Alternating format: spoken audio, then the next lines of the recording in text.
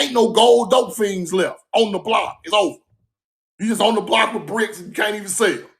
The customer gone, homie. Like Jay-Z said. The customer gone, crony. But you're going to always have a customer for this. The customer don't never go out of style for this. Ever. You know why? Because this nourishes a temple, a body. This don't nourish nobody. It just was a representation of sunlight. This nourished the body. We show love to this to get to this. You get it now? The sun rays and the dirt makes this. But you got hunter-gatherers thinking this the knowledge. No. This just represents something else that go along with this. The whole time. The water and the gold go along with this. Irrigate with the sun, they go along with this. This is the end product of nature's money. This made you abundant. This ain't make you abundant. This made you abundant. In ancient real culture, now this new shit, y'all can teach all that new shit you want to. I ain't no new nigga. Let's keep going. Now, these tablets found with our history on it, education and art, Semitic race, right? Details of the early Babylonian civilization gleaned from the tablets. They tell them about all of what was going on over there. Right? Written in tablets, written in history of the people that these people took and put it in museums and they deciphered it and then they used it for other books. Let's keep going. The fall of man blamed on Noah in the Sumerian tablet. Why is the fall of man on Noah in the Sumerian tablets? That's what you got to understand.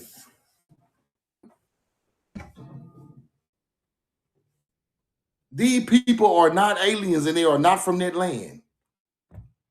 They telling the same story the Bible talking about. Why is that? So if you're telling the flood story, automatically you are a Paleo-Hebrew mound builder. Automatically. This shit common sense. We ain't gonna make it hard. You are a mound building Paleo-Hebrew if you're talking about the flood back in Sumerian times. That's a fact. You migrated to these areas. Let's keep going.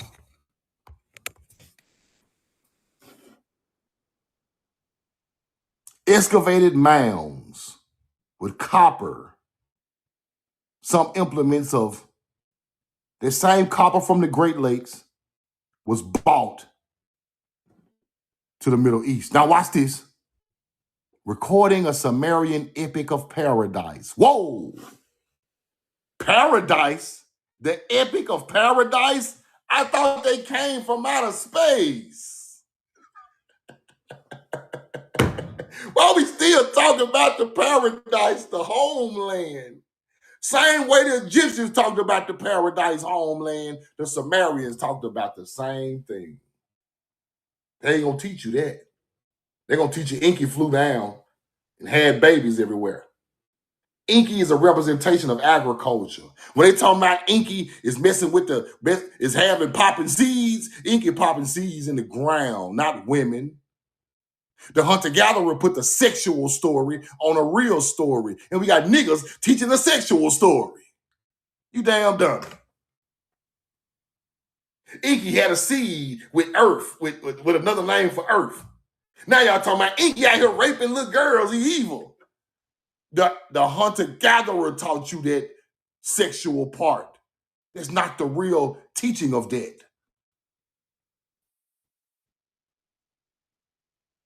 You get it? Everything that's coming from this land was demonized, people. Then you could break the code on what these people done. Now, these people talking about coming from paradise. Paradise. Pari is fruit in Hebrew. Des is the she, which means vegetation. So when you scream paradise in BC times, you talking about paradis, the vegetation of a land with fruit. It's not the Middle East, people.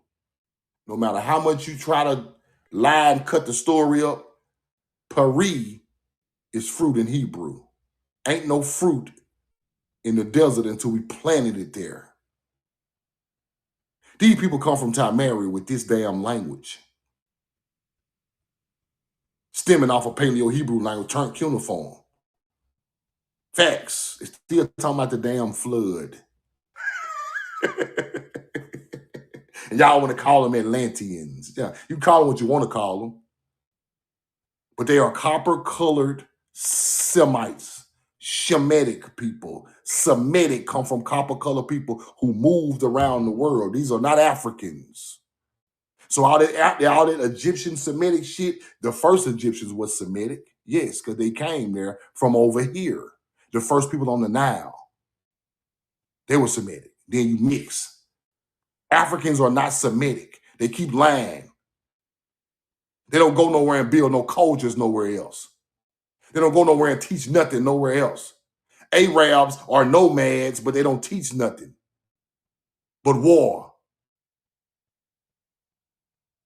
Some of these cultures did move around the world, but they didn't teach nothing.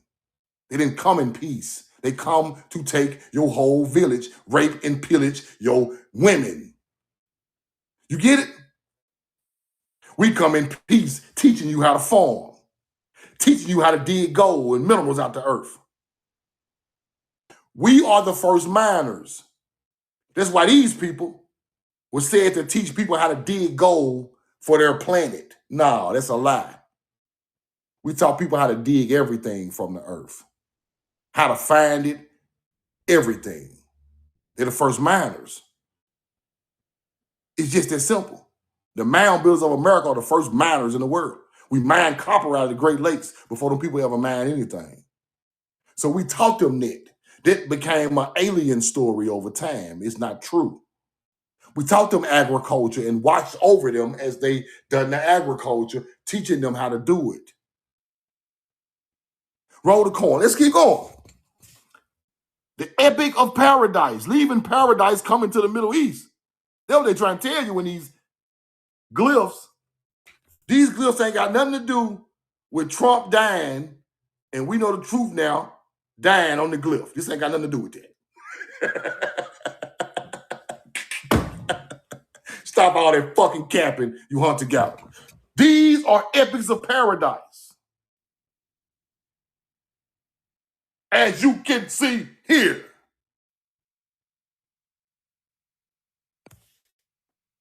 I ain't playing with no more hunter-gatherers. Quit playing. Let's get back to the truth. Now,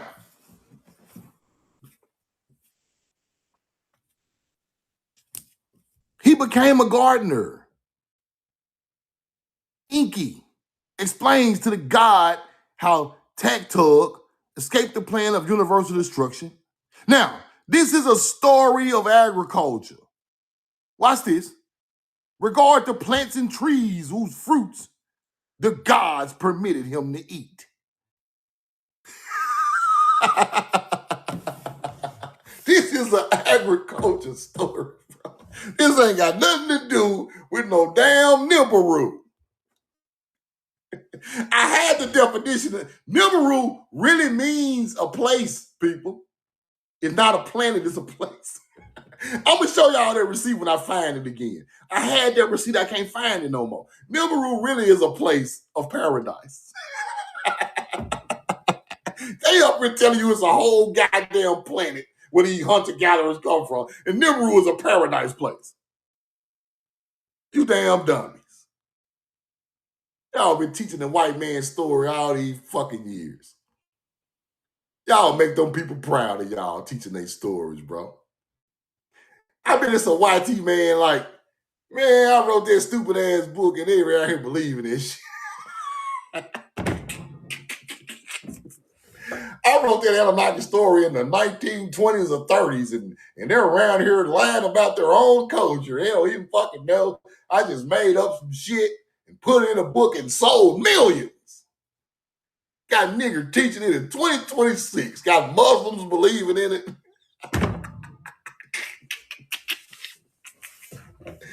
Acting like these are the gods. American gods.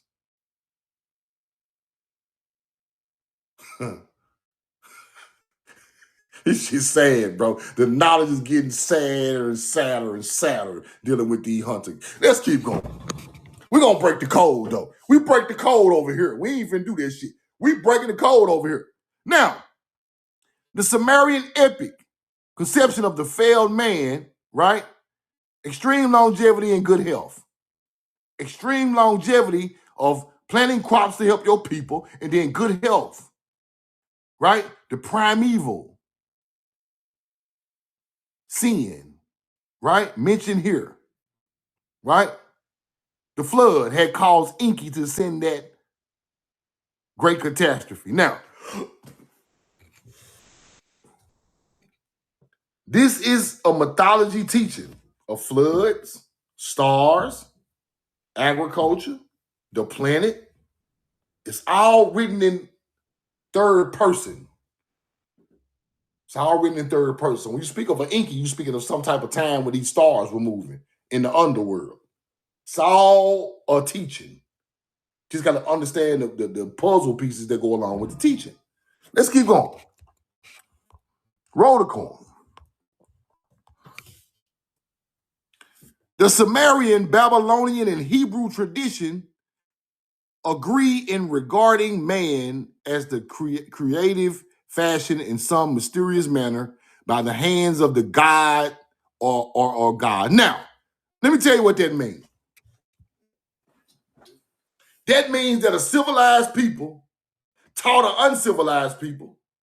The uncivilized people called the civilized people gods and goddesses because they're teaching them how to survive on the planet the right way through nature, right?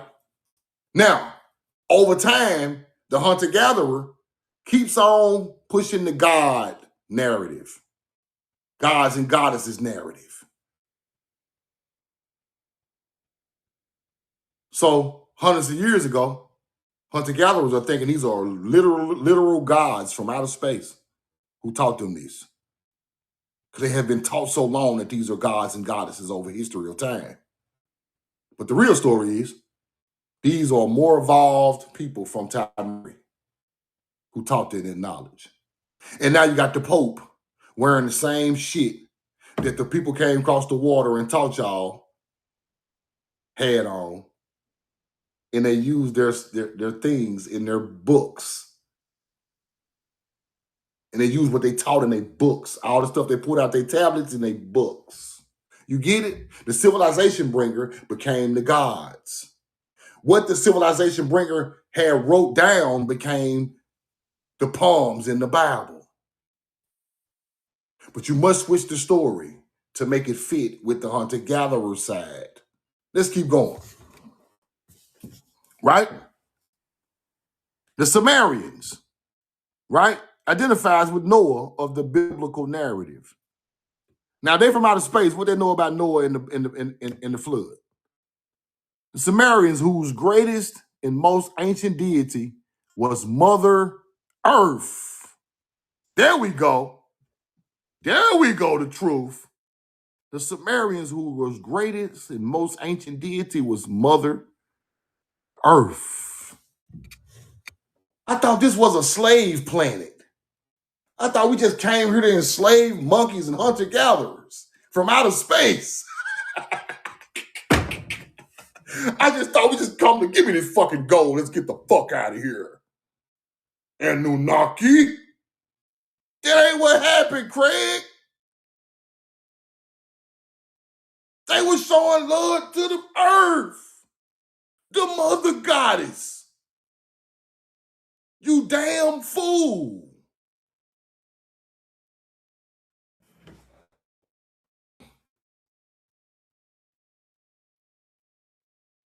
Now, Now, if the Sumerian is showing love to Mother Earth, if the American Indian is showing love to Mother Earth, if the first Egyptian is showing love to Mother Earth, it's a connection there. Mother Earth became the Mother Goddess teaching. You get it? Because I just told you, the melanated copper woman was the first to nurture Mother Earth. This is where you get Ishtar from, Astarte, Isis. Do you understand? These are not real aliens. And fucking, this is a teaching of Mother Earth. So when you forget about Mother Earth, you start listening to these hunter-gatherers teachings. Don't you? Now you're trying to figure out who the hell is Ishtar, who is Isis, who is Astarte, who is Ninasurg, and who is the primordial waters, and who. I'm trying to figure it out. I'm lost. I got all the knowledge, but I'm lost. No, you don't know no knowledge. You elementary educated in the knowledge field. They taught you mythology and you believed it.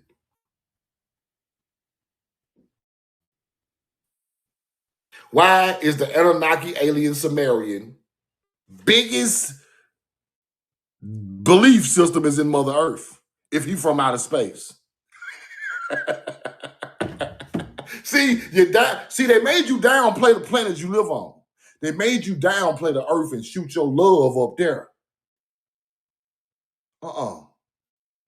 Ain't nothing up there fed you not one damn day. Have you ever ate a space egg? Have you ever ate a space goddamn lemon? A space apple? Have you ever ate a space crab leg? Have you ever ate a space goddamn hamburger? A space bread? Anything from space? What you eat? Have you ever put some Old Bay on some space crab legs? See, they want you to send your energy up there. Send it up there to some fake ass gods. Send it up there. Ancient culture looking right at the earth. Space sunflower seeds, space corn. Anybody? Got a picture of them? Show me you eating a space plate on the moon. Please. I'll wait.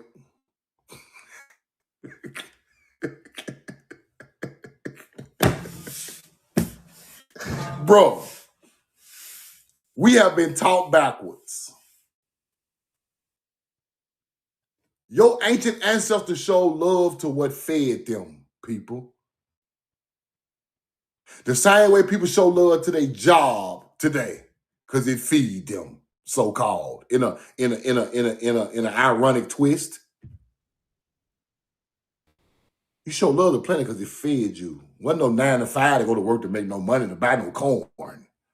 Somebody got to grow that thing. Right?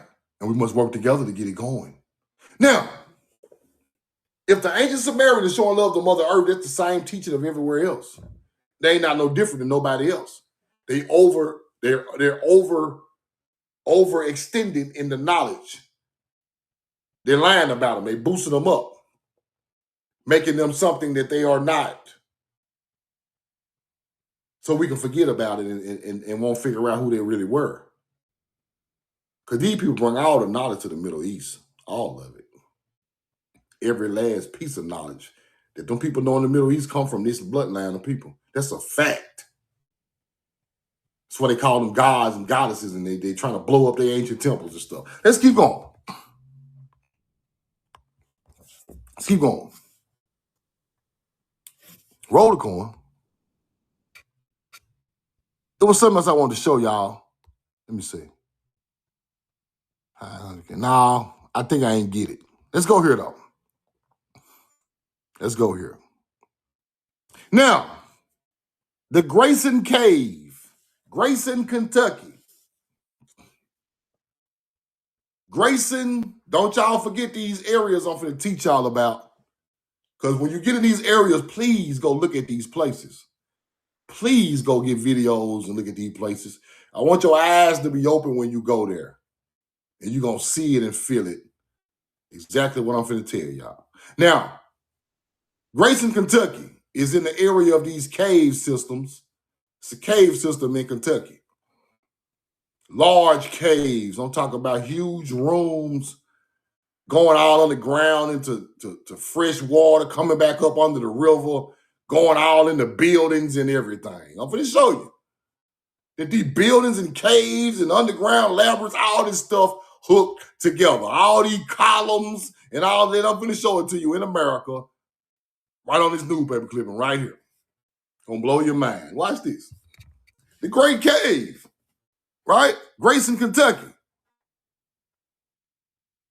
right? The Masons was all up through there. Masonic fraternity all up through the Great Cave, right? The cave, upon presenting a written permit from Mr. Rogers, and those who have been fortunate enough to obtain admission have been principally the scientists from abroad who journeyed here to see the great wonder for themselves. What y'all going to see? Huh? In a cave in Kentucky. What's in there? Why are people flying around the world going to Kentucky Cave? Grayson, Kentucky. Let's go look. What y'all find?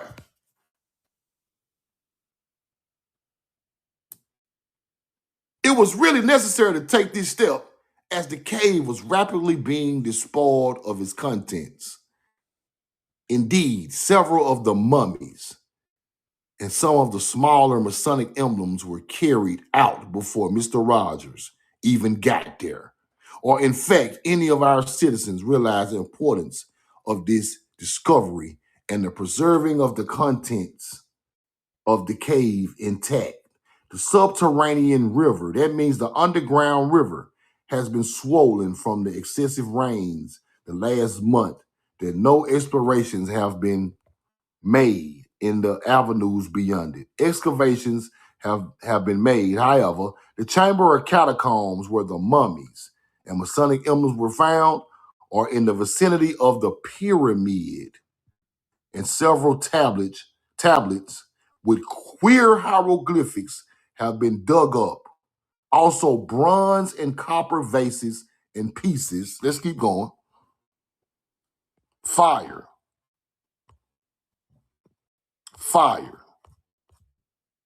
Pieces intact, right? Where we was at? Mummies was and dug up, and bronze and pieces in pottery. A mound was open and found to contain 6 well-preserved mummies, reposing in a regular order with feet radiating from the center of the mound. In this discovery of this cave, the key is undoubtedly found that will unlock the mystery of the prehistoric races of America and also prove their identity with the ancient Egyptian race, who undoubtedly, they say, crossed over and peopled this continent. Funny. Let's keep going. Built temples and flourished in a high degree of civilization until wiped out of existence by ruthless hands of the savage.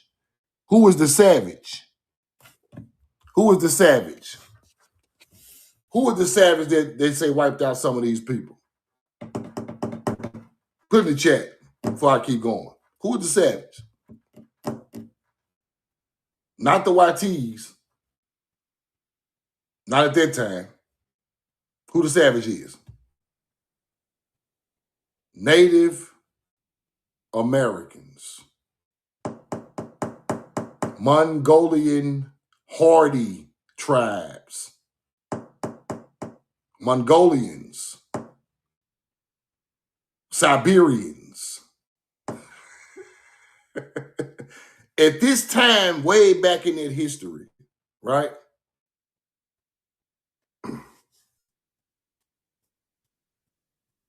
Now, I'm going to say it like this. barbarous, I'm just gonna say barbarous tribes, right? Now in some of the teaching, see, we think the mound building culture is not young and old at the same time. The mound building culture is young and old. It was still around, people. The mound building culture didn't disappear thousands and thousands and thousands of years ago. It probably just disappeared 1,000 years ago. To be honest with you, it kept going and going and going and going.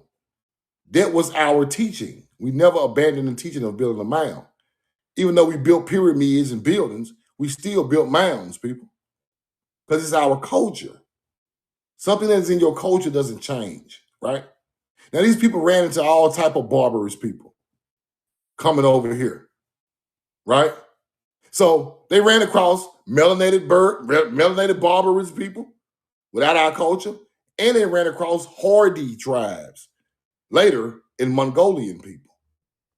A lot of people attacked our people all through history, all through time, on all lands. You must understand that, right? So while you calling yourself these names because they melanated people don't mean nothing to me, because our people fought, melanated people fought. Because a certain time back in history there was nothing but melanated people around anyway, right? You go back so far, there were melanated people around, bro. So we had to fight other melanated people without a culture, without an agriculture. You get it? Berbers are without culture. The first culture is agriculture. So an uncivilized melanated person of ancient stature without culture is still attacking our culture because he doesn't have a culture. He doesn't have a food. He don't have nothing to you get it? Let's keep going. Now, this is hard to explain because you never know which one of these cultures done this, right? But I know they were barbarous cultures because these people were civilized. Now, let's keep going. Savages, right? The cave of Kentucky undoubtedly furnished them shelter and protection and were used as a sort of catacomb for all that was near and dear to them, including their illustrious dead. Such at least seems to have been the case in the instance whether this theory will apply to other caves in Kentucky or not. Many beautiful formations have been discovered during the last week, right?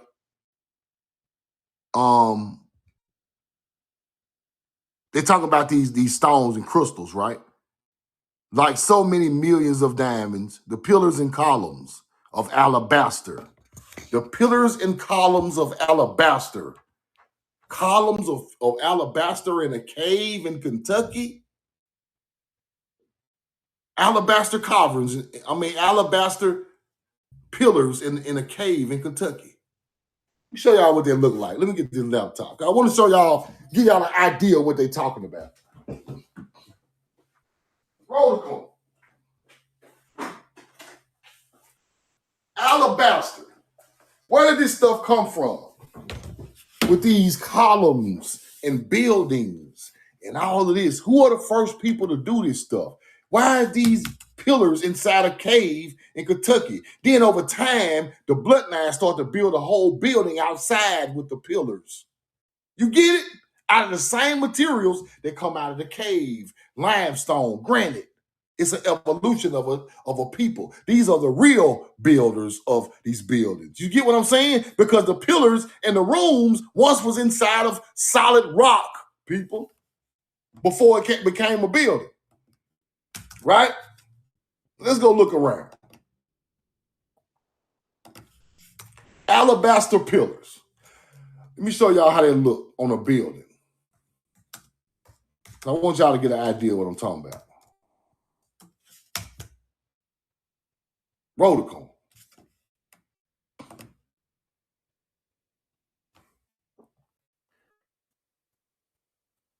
This is an alabaster column right here. Check this out. Right there, people.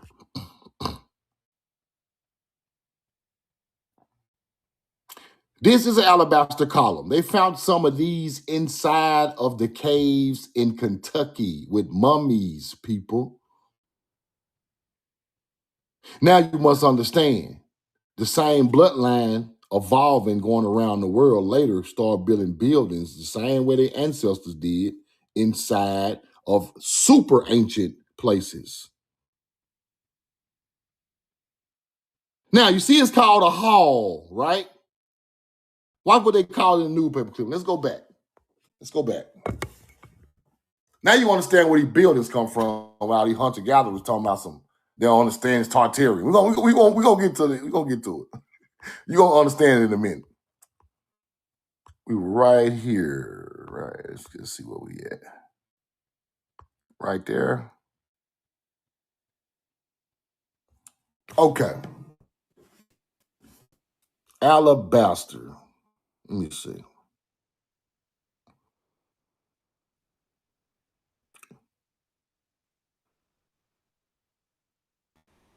Where was that? Alabaster columns. Let me see. Yup, pillars of columns of alabaster. Beautiful, right? That's the right receipt. It's the next one, right? Egyptian race who undoubtedly crossed, talking about the people of the continent. See what I'm saying?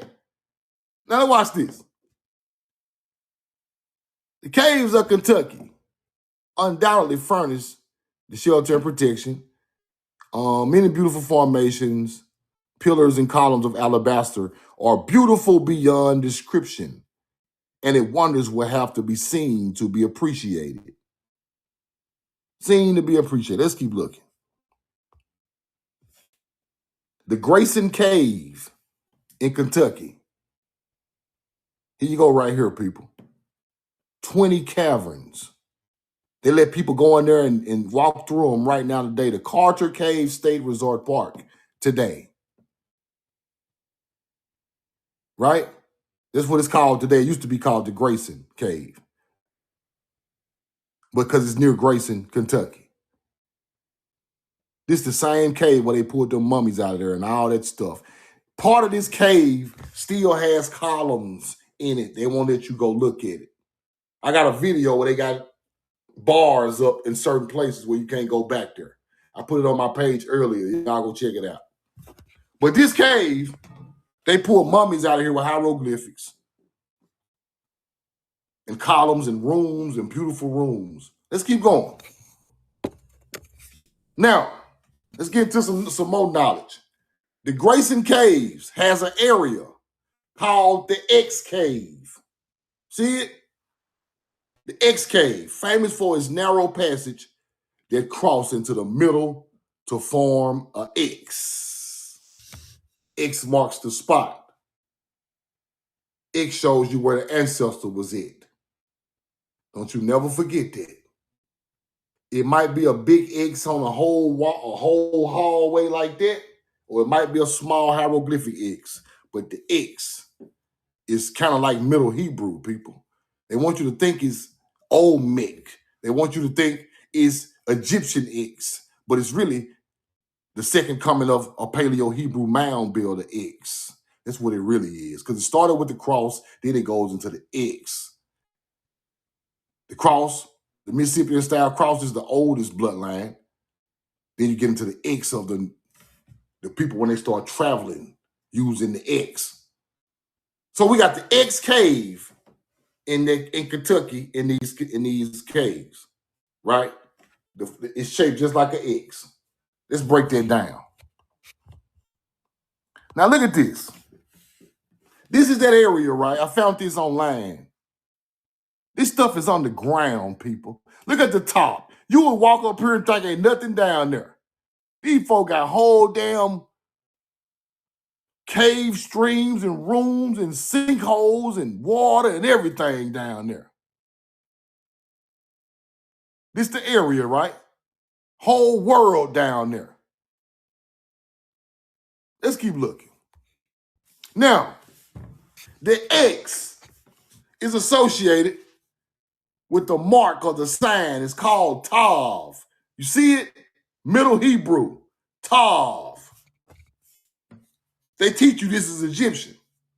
They teach you this is Olmec. But this is sign is coming from some type of Paleo-Hebrew people. Then it evolves into the Egyptian X. It evolved into the Egyptian Olmec. You get it? Now, the Tav, Paleo-Hebrew, Proto-Canaanite scripts. Tav is an X. Let's keep going.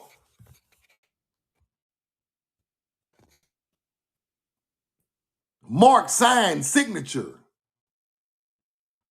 It signifies a covenant with nature, a seal, a boundary of this holy land. Let's keep going. Here's the X in Egypt. Here's the X in Egypt. Let's keep going. Here's the X in Egypt again. Intersection with an X. Look at the bottom. Hieroglyphics. The Paleo-Hebrew X became the hieroglyphic X, people. Let me tell you that again. Because they want you to think this is his own language. No. This comes from somewhere. The Paleo-Hebrew X became the Egyptian X. Facts. Let's keep going. Got an X cave. Don't forget about the X cave. I'm finna break that down. I'm finna show you why they put the big X right there to let you know something. Let's keep going. In Kentucky Cave. Let's keep going. Now, when we get to the X, what's there right there? What's there right there? What's that? What's that? At the end of every name of the places in Egypt, what is there? The X.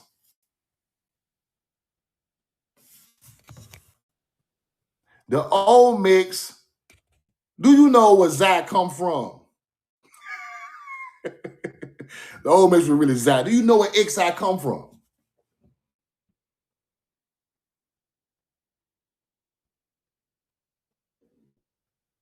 You must understand everybody got ancestors until you get to a point to where they're talking about they come from the dirt. Olmecs got ancestors and they talked about them. And they went and visited them too. See, people don't know that. Olmecs made trips to the north, to the mounds to meet their ancestors. See, people, see, you got to be deep. You got to understand where this stuff coming from. Every time you see that X, it's stemming back to this. Every time you see an X, it's stemming back to this. Ain't nothing really older than this.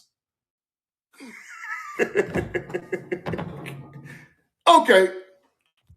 Now, you must understand this X evolved into other things, right?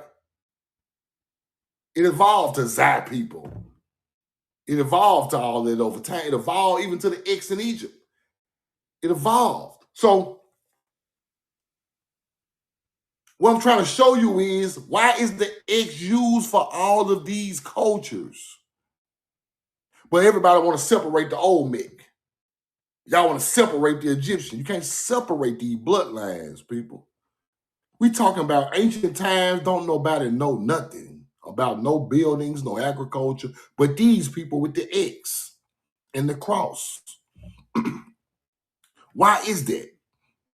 They're the same people. They're just in different spots of the world. So you must take that Xi X and take it way back farther to understand the truth, right? Let's keep going. Now, we all know when I took it back, it goes to the galactic cross, right? The galactic cross. Anyway, it's coming from the sky. That's where it really come from. But I'm just explaining the Egypt part of it. So you start putting that there to show your people was there. Start putting there to show your people was there on the Egyptian side, right? Now the X at the end of Egypt in hieroglyphics is at the end of Thebes, Aswan, Memphis, Tanis, which is Tanit, like I told y'all, Abydos, and Amarna. Now, the X signifies some type of location of our bloodline. That's what it's really telling you. When you see that, you know who was there. The bloodline of these ancient agriculture cultures. So now, let's keep looking. The X, right, is for town, city, settlement, and even a country of Egypt. Seems to be used for towns, cities in Egypt, while most foreign lands use this mound shape, people. See, that's really a mound glyph. Foreign lands got the mounds, the ancestral mounds. That's what Egypt was trying to tell you. So when you see that in a glyph, you're talking about a foreign land, ancient land with mounds popping up. Roll the coin. Now, hold on. Let's get a little deeper on that.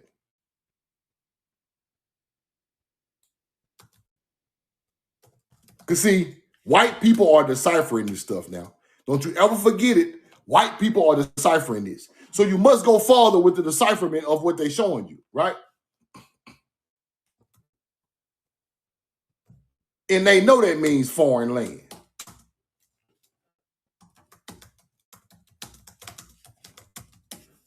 They know it. Let's go look.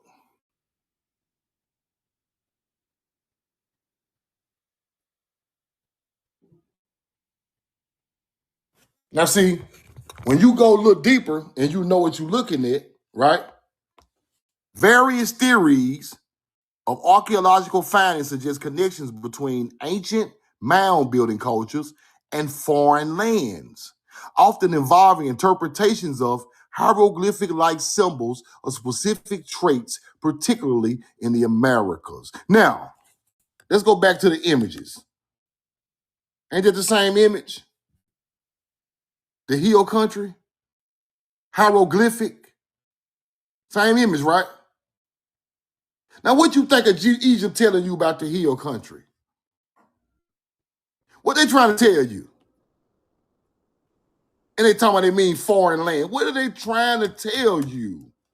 Think about it, people. Think about it.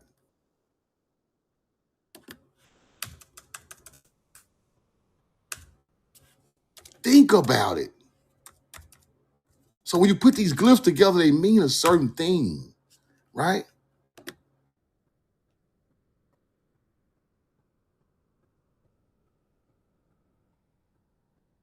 Based on ancient Egyptian texts and recent studies, the foreign land, them damn mounds, hieroglyph, often rendered in green. Why are the mounds always rendered in green, people? Put it in the chat, right? Why are the mounds always in green? Somebody put that in the chat, your answer. Roll the coin. Agriculture, vegetation, life, paradise. Grass is growing. Ain't no grass growing in the Nile. Let's keep going.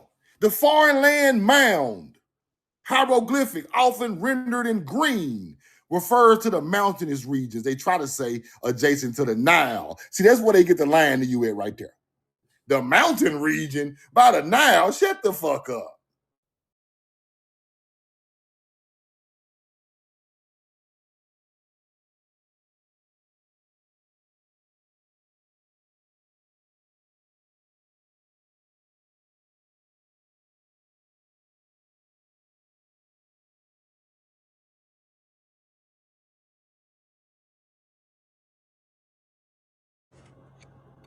I had to clean my camera off, man. Put the coin in the chat. My phone ringing, the camera blurry. Put the coin in the chat. I want y'all to read this thoroughly with me. Y'all hear me? We good? Now, foreign land, green, rendered in green for agriculture, refers to mountainous regions adjacent to the Nile. Cap. Frequently associated with the origin of what? Huh? Where the fuck did the divine come from? Who are the divine ancestors? Now you get what I'm trying to teach you? Sacred ancestral lands. They're not talking about the Nile, the desert. They're talking about here. I can't teach you no better. Even the white people want me to teach their children.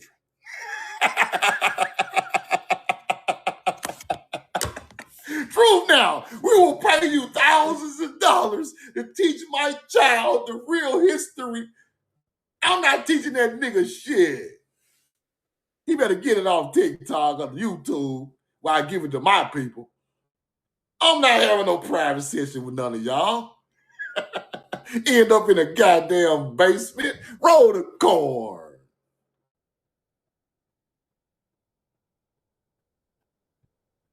Now, once you understand what your ancestors are telling you in Egypt, they telling you the ancestral divine people. The divine is the ancestors, not the sun, nigga. Divine honors to the sun. Shut your stupid ass up.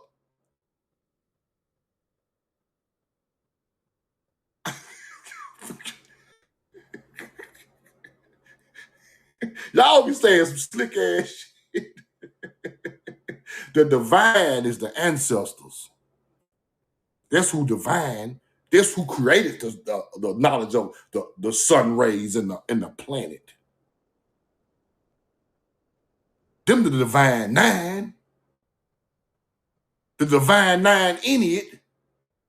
The divine nine idiot is star constellations going along with your knowledge of the earth and the stars. That's where you get the 9 deities of Horus and all that, of Sakar and all of that. Isis, them divine entities coming across the water to Africa. Don't you get it?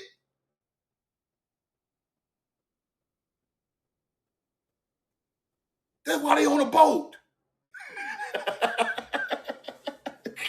See, you gotta understand the symbolism, bro. See, you don't understand the symbolism. You can't break this shit down. You just capping, acting like you know something. The divine deities of knowledge coming on a boat. Where they going? To the desert. They're not going to where already the grass growing there. They're going where ain't nothing growing. The second land. Do you get it? Ancestors buried to the west in mounds with green grass growing. Y'all nigga riding by the mounds every day acting like they some Native American man. Is you crazy? You got to be out your mind. You think a native got anything to do with this teaching. Now, that same bloodline became the first Choctaw, Creek, Chickasaw, Pamunkey, Yamasee, Arkansas, Caddo Indian.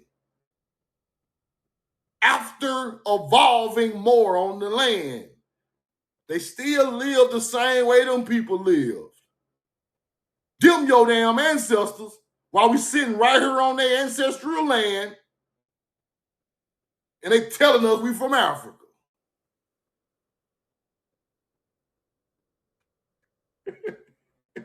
You get it now? This shit go back farther than the Indian. Now, ancestors are divine, sacred ancestral lands, has mound with green grass and crops all over it. They try to say it's the mountainous region of the Nile, but they a goddamn lie because the Nile mountainous region ain't got no mounds. We the ancestors of them people. They even told us, but the people lied to us so bad, we couldn't decipher it. But I know, but once you know what to look for, you know the truth now. Now, once the code get broke, like it just got broke right there in your face, now you understand it. Now let's keep going. Roll the corn. Now they telling you that this X mound, this X cave tunnel in Kentucky, still showing the X of these people putting the X on I want y'all to understand the X is in a location, right? Town, city, settlement. That's where the X is going. That's what I want you to understand. Let's keep it simple. Town, city, settlement. Let's keep going. Let's keep going. Now, town, city, settlement. Roll the coin. So they got an X cavern where these mummies was found.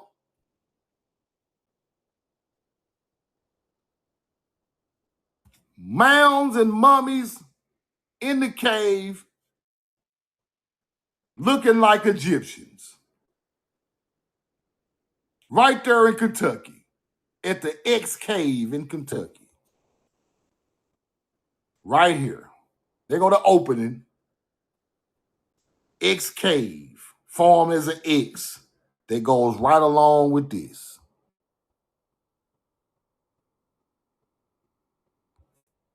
Right here. Now, all of it go together. Boyfriend and girlfriend. Roll the coin. That's the truth. Let's keep going. Let's go into Lexington Mammoth Cave. Now, this the last receipt, but it's long. But boy, you finna get some information out of this receipt. This receipt is outstanding. This receipt here is outstanding. Watch this. This shit is wild. Lexington, Kentucky, built upon the dust of an ancient walled city of vast extent.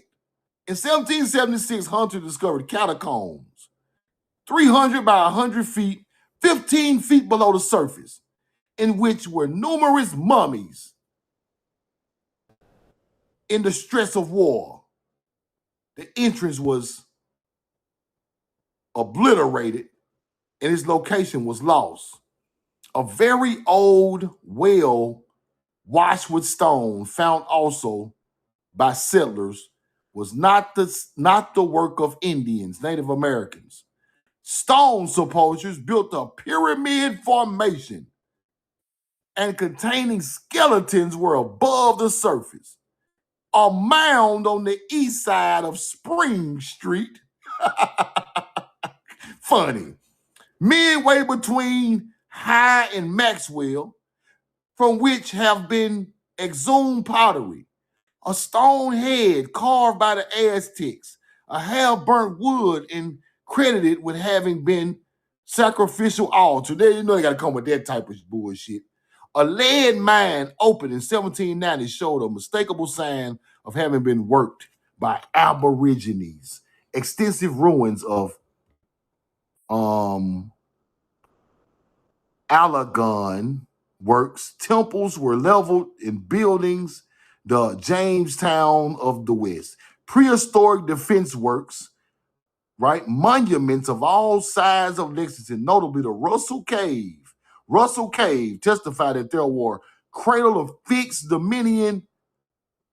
Now, Russell Cave, don't forget that. Russell Cave, keep that in your head. Now, prehistoric defense works, Russell Cave, right? Lexington was a metropolis of mysterious people of relatively advanced civilizations eventually disappeared by so-called Indians, right? Curious earthen vessels and copper utensils, weapons and ornaments were unearthed, right? Let's keep going. Skeletons were removed from stone mounds in Russell Cave in 1815. Maps and plates of their anti-Indian fortifications, together with relics, are in the Smithsonian Institution. Right? Crazy, right? Let's keep looking. Russell Cave. There you go. Russell Cave, Kentucky. There you go right there. It's really there. It's really there, people. Don't think it ain't there. Let's keep going. Watch what it say. Russell Cave refers to the historic area in Fayette County, Kentucky, near Lexington, right? Named for a large cave on Mount Brilliant Farm that flows into a spring and a creek. Beautiful. Right? Flows into a spring and a creek. Russell Cave. Fire. Let's keep going.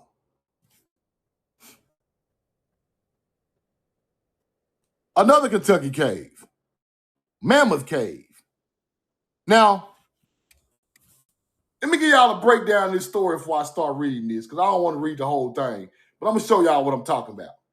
These people went in the cave, bro. Went right by columns and buildings and everything. Right into a mummy buried in catacombs.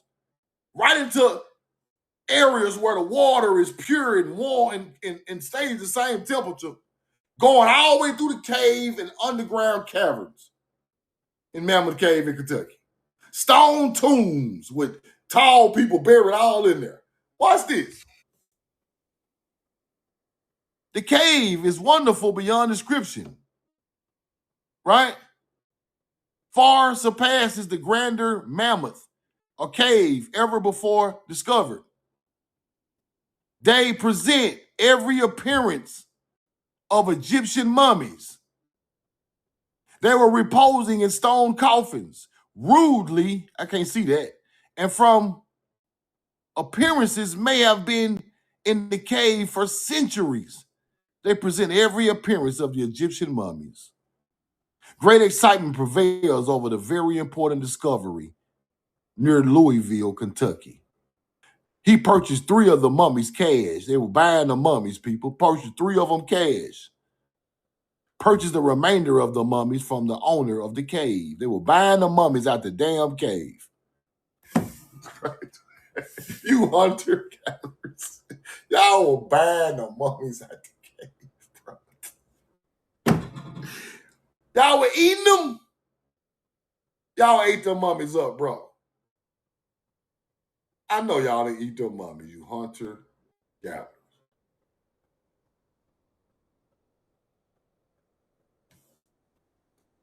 They had every appearance of Egyptians. Now, like I told y'all, that headdress and that burial is Tamari's headdress and Tamari's burials. It went to the Nile. It didn't start over there. Let's keep going. These people selling our damn protocol. The entrance of the cave within the town limits, right? 2 minutes walk from the depot. Let's cut through it a little bit. Mammoth Cave, Kentucky, or the newly discovered cave has been named the Grand Crystal Cave. Beautiful, and the name implies, right? Navigating wonderful rivers under the water. Let's keep going. Now the Grand Crystal Cave turned into the Crystal Onyx Cave over time. So this is the cave right here, the Crystal Onyx Cave. The name changed. Let's keep going. Let's see what they found in there. Roticorn. A strange subterranean country, and in fact of it being resorted to in winter, right? People in the winter went up in the cave to keep warm, right? Engraving from recent drawings made under the direction of this reverend. But I want to show y'all what's in there. Roticorn. You got natural springs in there, containing within itself territories extensive enough for half a score of German people. It should be named Titan's Palace, Cyclops Grotto, right? It lies among the knobs, a range of hills which border an extent of country, like highland prairies called barrens. Let's keep going.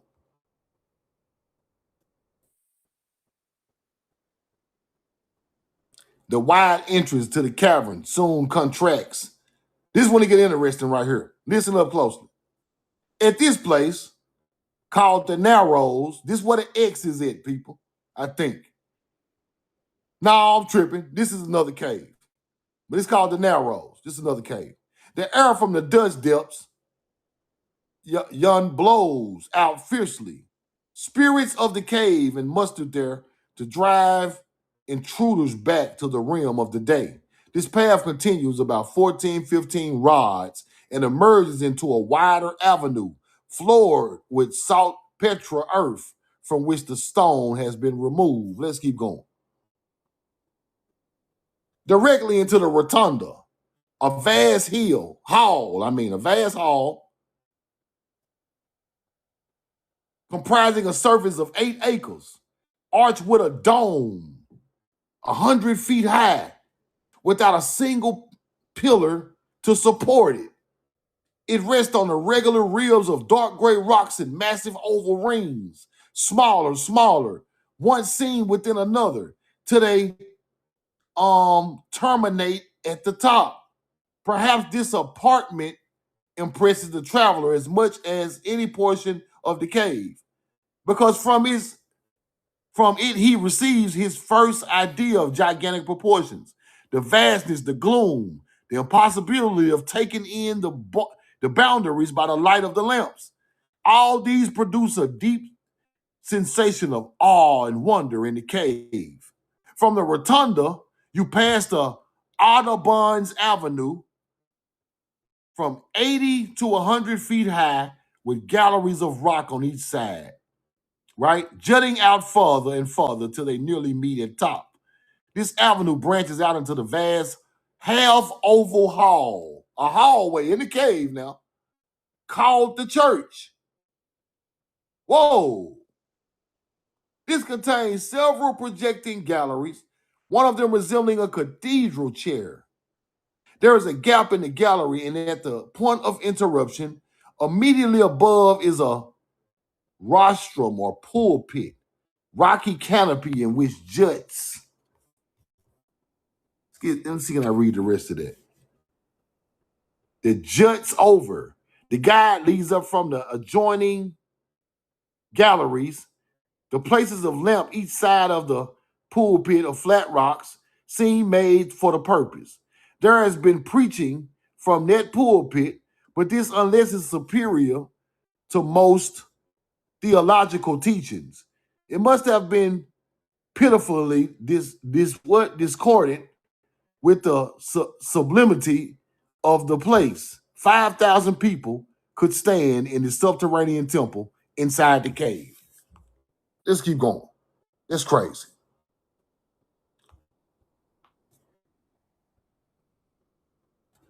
And where we was at?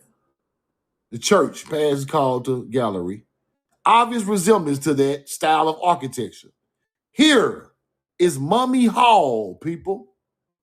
So called because several mummies have been found seated in the recess of the rocks. Without any process of embalming, they were in a perfect state of preservation as the mummies of Egypt. Same thing. For the air of the cave is so dry and unchangeable and so strongly impregnated with nitra that decomposition could not take place. A mummy found here in 1813 was the body of a woman, 5 feet 10 inches high, wrapped in half-dressed deerskins, on which was rudely drawn white veins and leaves. At her feet lay a pair of moccasins and a handsome knapsack made of bark, containing strings of small shining seeds, necklaces of bear teeth, eagle claws, fawns and hoofs, whistles made of cane, 2 rattlesnake skins, one having made a rigged feather of rooks and rooks and eagles. So they're talking about some type of coronet as a headdress for the head, made of erect feathers and rooks and eagle feathers.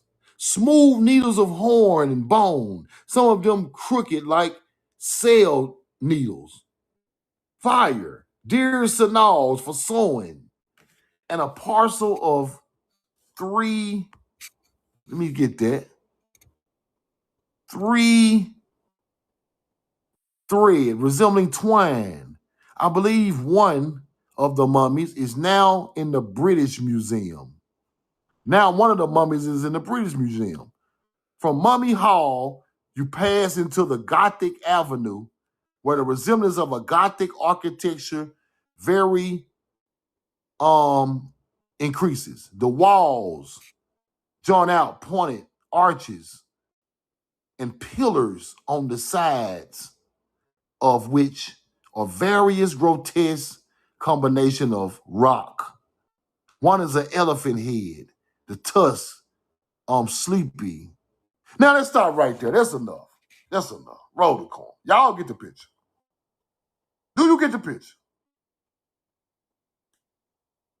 Did you hear what them folks said? Let's keep reading. Fuck it. Let's go through the whole thing, because this is interesting, right? Let's keep going. Where we stopped at? We stopped on Tusk and Sleepy, right?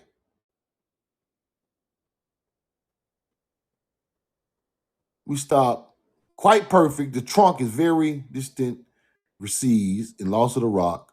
Another pillar is a lion's head. One of the pillars is a lion's head, like Judah or something. On another human head with the wig called Lord Landhurst, from it resemblance to that dignitary. Let me look up that Lord.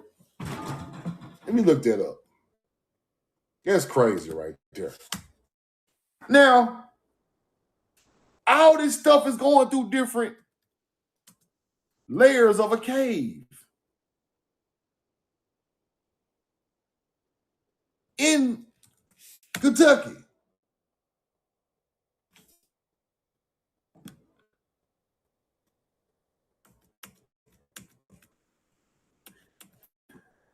Now they're talking about these wigs, people. Lord Landhurst. A wig called Lord Landhurst, forming resemblance to the dignitary. From the gallery, you can step into a side cave, in which is an immense pit called the Lover's Leap, a huge rock 14 or 15 feet long, like an elongated sugar loaf running to a sharp point, projects halfway over the abyss. Now, sugarloaf areas in Georgia and stuff like that, that's what they talking about, people. The sugarloaf areas where them houses be built at, that shit is on top of ancient land. Because there's sugarloaf stuff in these ancient spots. I be want to teach y'all that sometime. But let's keep looking. Shoulder to see the guys walk, projectile bridge over such awful them. Columns in the cave, people. Avenues narrow until you come to a porch composed of first separate columns in the cave.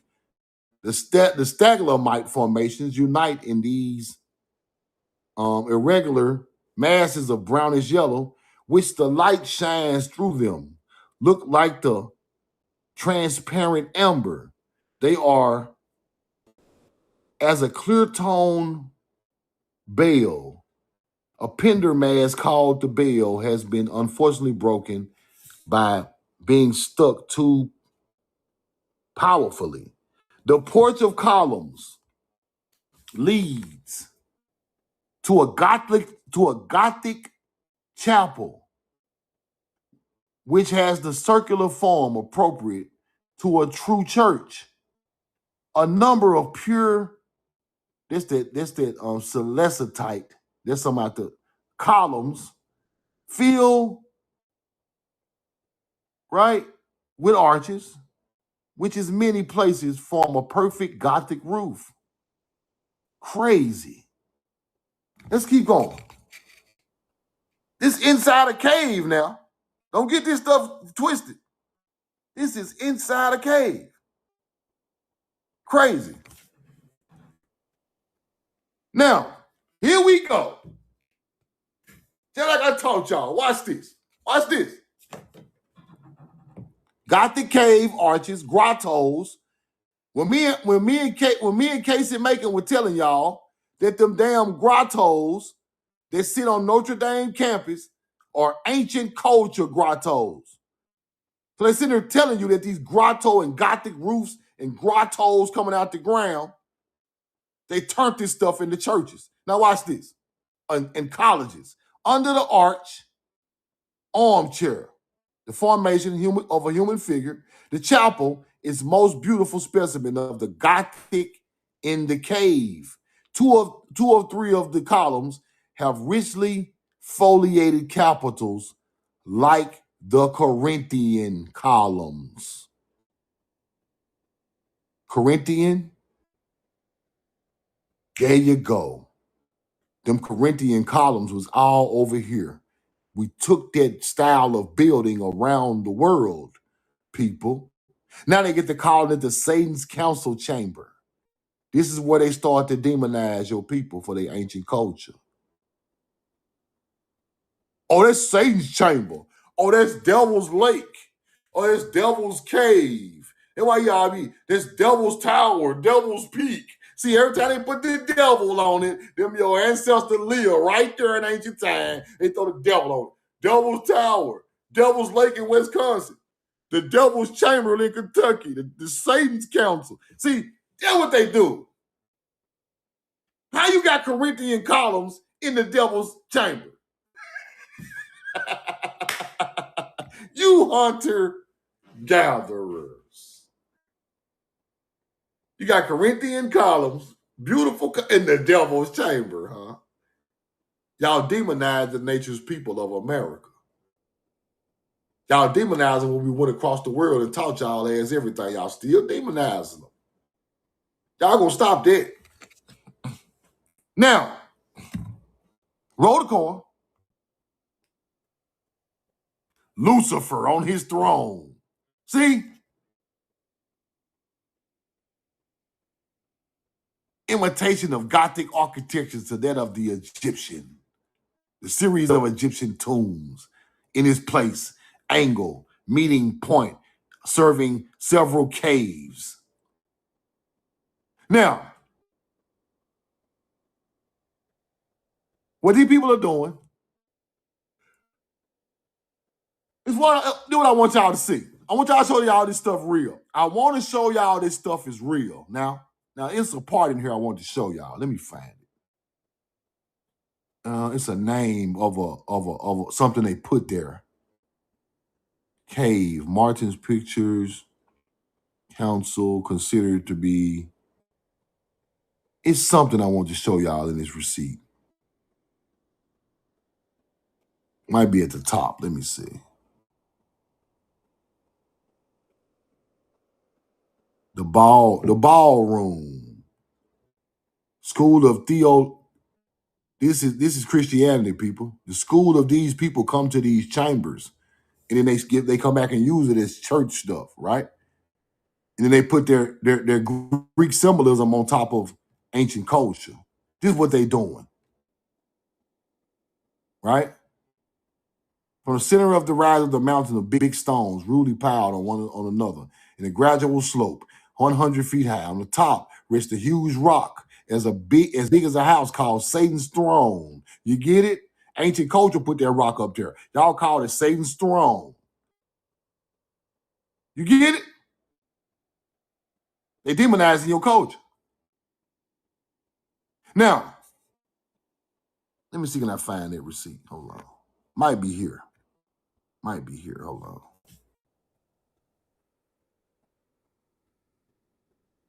They talked about this statue they put there. I can't find it though. Statue they put there. Gothic windows and all of that type of stuff. Deserted chambers. All this stuff was already here, people. Where is the name of that?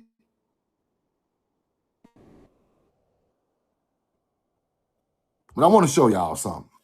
What they say right there. Angelica's Grotto. Angelica's couch. See that? Where it says it? In Kentucky, people. See that? In Kentucky. In Kentucky. Ancient culture shit. Angelica's Grotto. It's in one of these receipts. Angelica's Grotto. Y'all see it, let me know. I can't find it. But it's in one of these receipts. But they're talking about Angelica. They put the stuff there in the grotto, right? This the ancient culture stuff, and they put this other stuff there. Roll the coin. Might be in this receipt. But anyway, as you can see, this stuff is real. It's there. The stuff's still there. They talk about it in the old newspaper. Now, let's go through that real quick. What I just showed y'all. These people went through an entrance. You go through a cavern. You find like a ballroom, a big room carved out of stone. You go through there, you find the catacombs of mummies sitting on all type of rock stone thrones, right? You keep going, you run into like an area where the columns are in. And you keep going and you go into like a cathedral.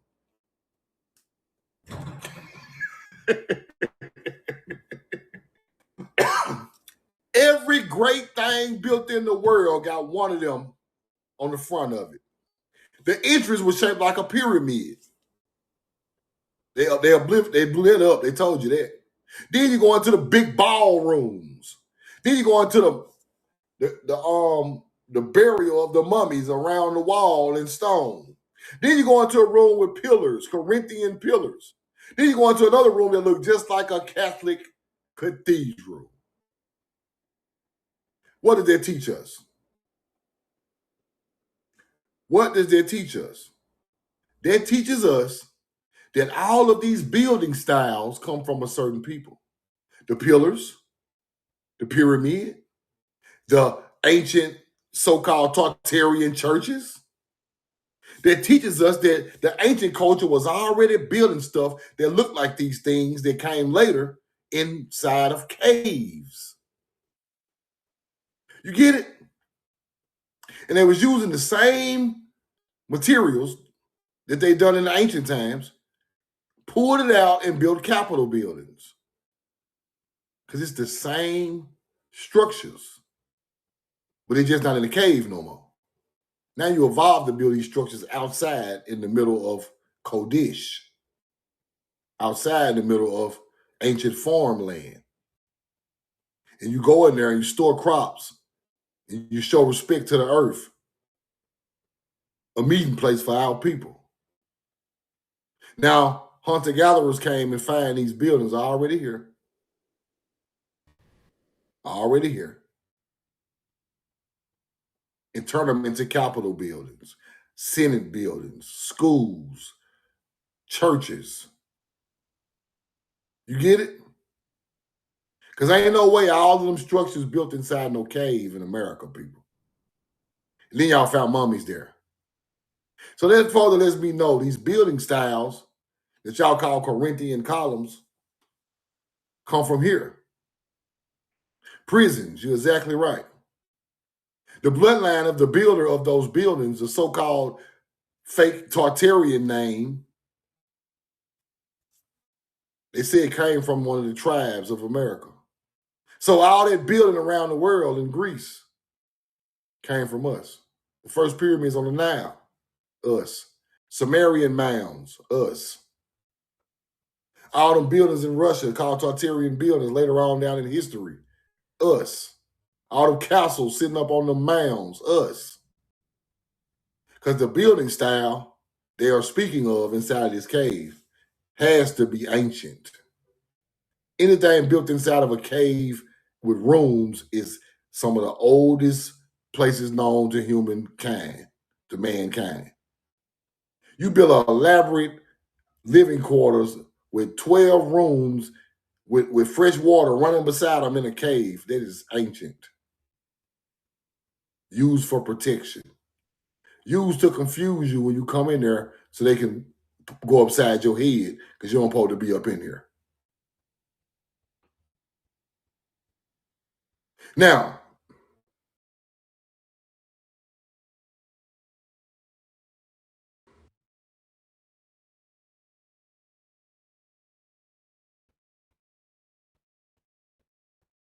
So I want y'all, when I put this video on YouTube, go back and look at the whole receipt. But I want y'all to understand that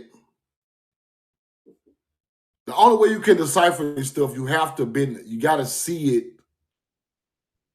You got to see it in a prehistoric culture before you can see it in a new culture. Stuff just don't pop up out of nowhere like this because it takes a long time to get to this building style, right? So you must see this in prehistoric culture evolving into master builders. You get it?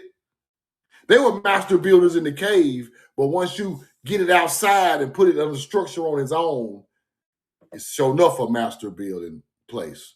So if you see these pillars inside a cave and then you get to looking around, now that's in Lexington, Kentucky, right?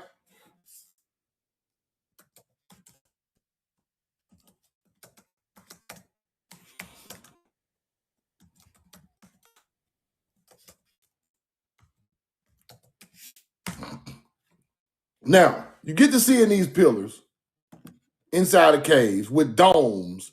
Like I showed y'all, these places had domes, freestanding domes, people,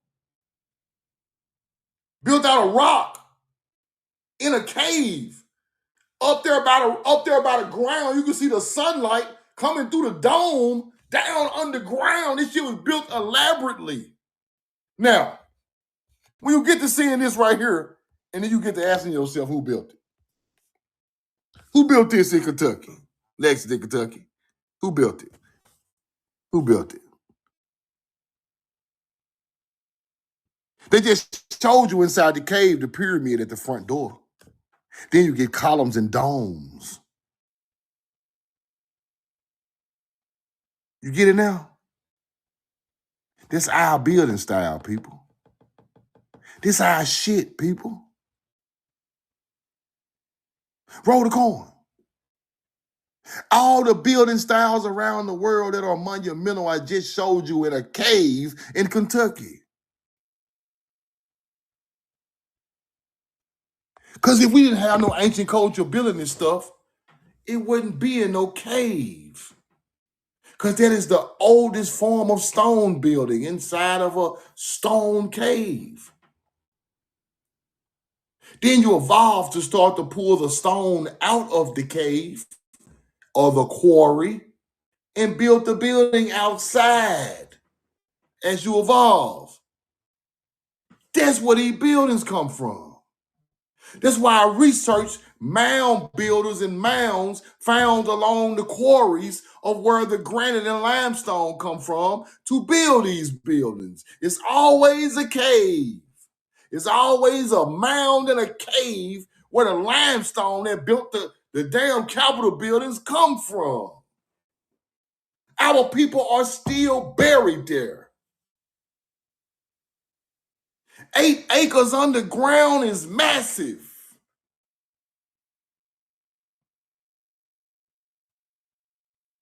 Y'all ain't feeling me, bro. You got to feel me, bro. This is crazy work. This will never be done again. It's still in Kentucky right now.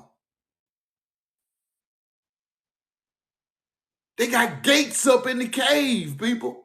Go research the Mammoth Cave, the X Cave. Go research them. They got gates up in them caves. You can't even go on a certain side of the cave. That you walk through this side, and you can't go through that side. What's over there? You'll walk right into one of them damn columns. Boop, damn, a Corinthian column in the middle of a cave. What the hell? Then he gonna hit you.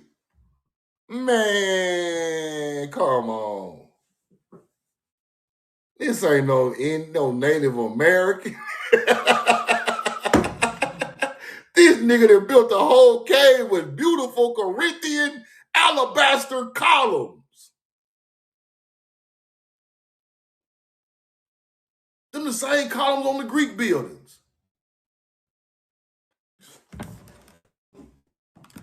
Corinthian columns and mummies in tombs and stone caskets inside a cave in Kentucky. Like Finesse Two-Time. Mummies no Egypt. Mummies no culture. Y'all are damn.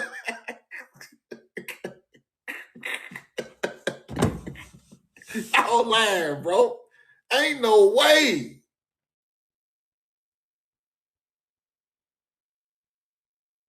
And then, bro,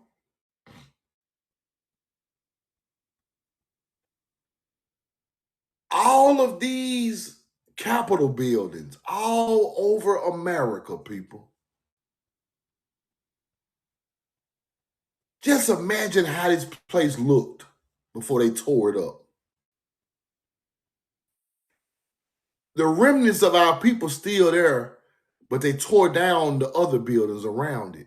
Now, imagine if all this stuff was still in these capital cities. All these leaders, all these great thinkers and inventors and builders. Imagine if it was still there. Imagine.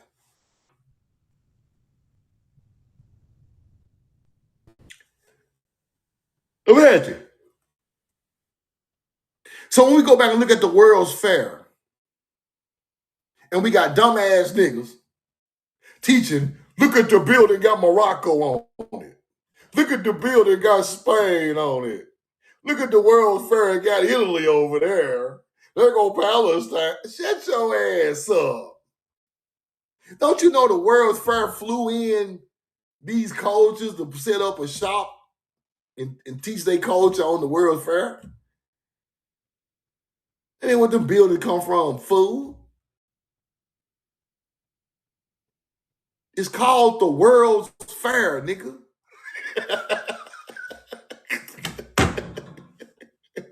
That don't mean the building was named Morocco. That means some Morocco people was in the building teaching their culture at the World Fair. Them our buildings. We ain't got to name that shit no Morocco and Italy and Spain. And what we got to do that for? Finesse? What are we doing it for? Them people came and done a World Fair in our shit. And you want to teach why Morocco there? Because the Moors was there. Because the Moors come from that shit is stupid. Y'all be using anything y'all can grab for them fake ass receipts, bro. All cultures came to Tamari during the World's Fair and set up shop in buildings that was already there. You hunter, gatherer. You get it? That's why it's called the World's Fair. That's why the state fair comes to your city from another state. It's the same shit. It's a Houston, it's a Texas fair in Mississippi. It's called the state fair because it's in Mississippi. But them people ain't from Mississippi who running that fair. No. Listen to me, y'all.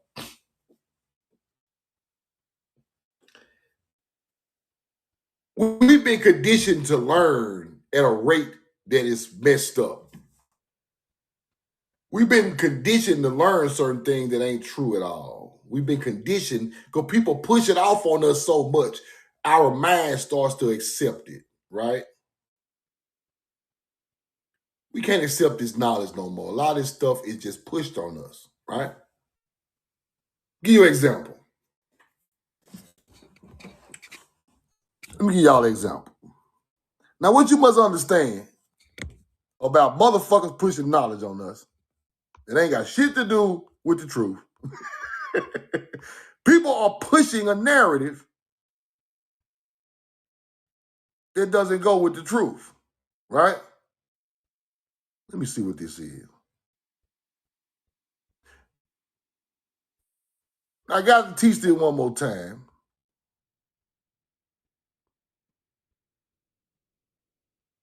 Now, land patents, people.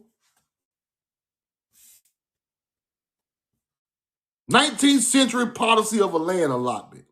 Dawes Act, right? Massive loss of our land.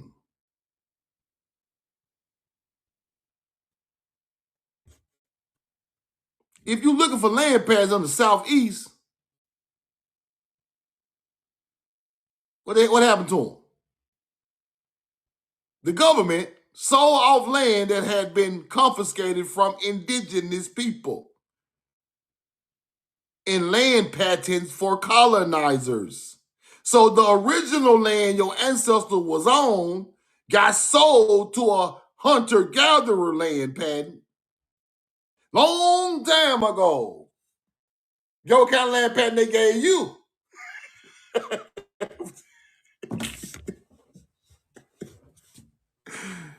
Relocated. Now, the land in Georgia, they lotteried the land off for white motherfucking settlers. While y'all steady screaming land patents, they land patent your real land to the white settlers.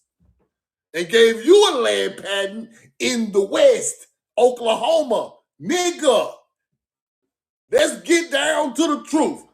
Let's teach this shit. Quit trying to trick my people, bro. The land patent for your grandmama land was gave to white motherfucking settlers. Don't you get it? Because that is the plentiful land. Lottery winners claimed their land with pieces of paper before your people ever even left the land. They came and kicked your ass off the land from a land patent. This what y'all want to teach gonna save the niggas? You done lost your motherfucking mind. Now, and I ain't trying to be funny. I ain't trying to sneak this. I got to teach this shit the way it got to be taught because we've been hearing this shit forever, but we don't understand the truth.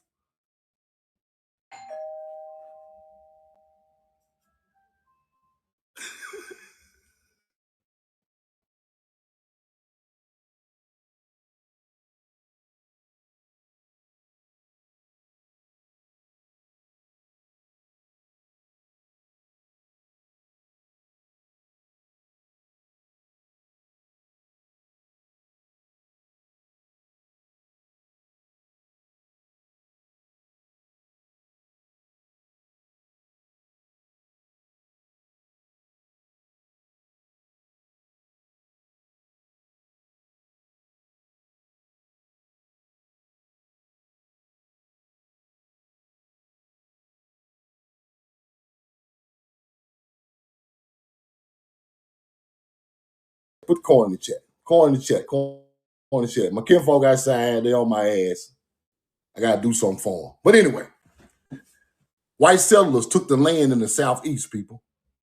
They lotteried and gave your land away from the roll of the motherfucking dice and gave your land away where your ancestors buried it in the southeast to white settlers. Now, what is the land pattern that they gave us? Let's go look at that real quick. The land pattern they gave us was in the West. In the West. The federal land is in the West. So you move unsettled lands in the West. 1830, Trail of fucking Tears, you move them niggas to the West. You land patent they land off in the South, and you give them land patents to barren lands in the West. So when I get find a land patent with my name on it, it's in the fucking West. It ain't got nothing to do with the Southeast where they been lotteried off my shit to hunter-gatherers. I love you and I'm in love with you. I hope you know a way to study that shit now and quit listening to them damn federal government ass, Moorish teaching ass niggas because they hooked to federal teachings. We know the truth now. Be safe out there.